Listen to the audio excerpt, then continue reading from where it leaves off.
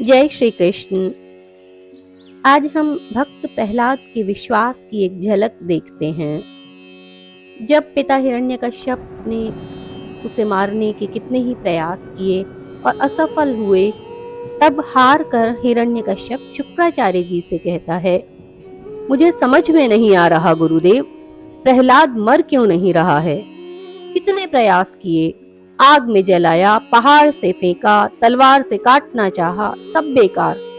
आप तो कहते थे कि विष्णु हम असुरों की सहायता नहीं करेगा कभी, फिर प्रहलाद की क्यों कर रहा है।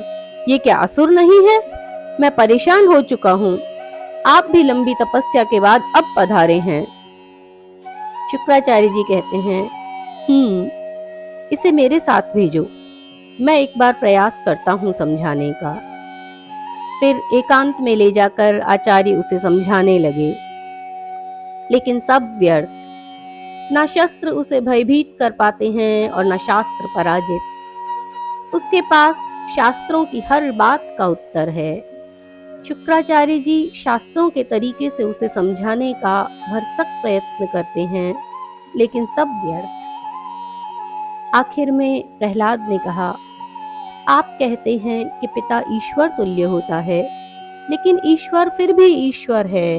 पिता हो या माता, वे भी सब ईश्वर के आगे सिर झुकाते हैं। और फिर सच तो यह है, ये सब धर्म अधर्म की बातें हैं। मेरे लिए तो धर्म निभाना भी संभव नहीं है।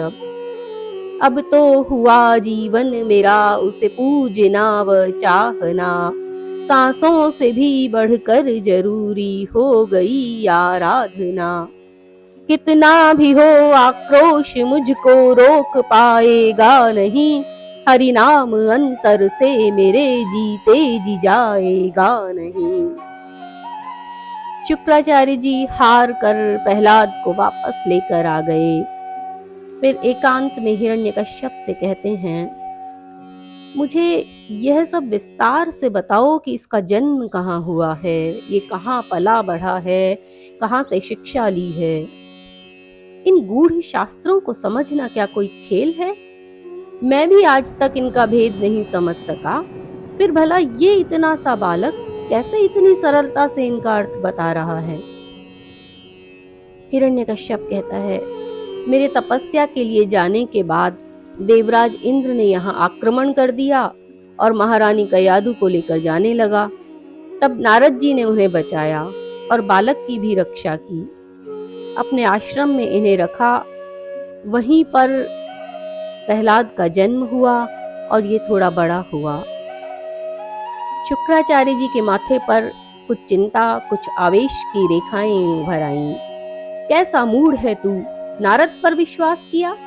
वो ब्रह्मचारी तो वैसे ही घर घर जाकर औरों के घर छुड़वाता है, और तूने उसके ही घर अपने पुत्र को पलवा दिया। फिर परिणाम तो होना ही था। ये सामने है तेरा पुत्र, वो देव होकर भी ऋषि है। सोच तो सही क्या वैराग्य है उसका।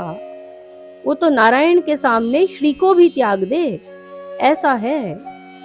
तभी इसके ज्ञान की मैं थाह नहीं पा सका। आखिर सीख कर भी तो उससे आया है। हिरण्यकश्यप को भी कुछ क्रोध सा आया, इसमें मेरी या महारानी की कोई गलती नहीं है, हम विवश थे। ये सब देवर्षि का दोष है, पर अब उन्हें पकड़े भी कहाँ।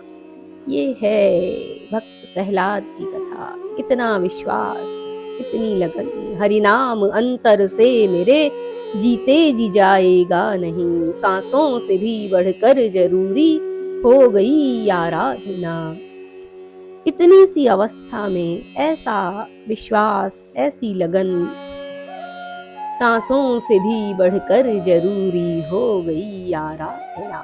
अब तो हुआ जीवन मेरा उसे पूजना व चाहना।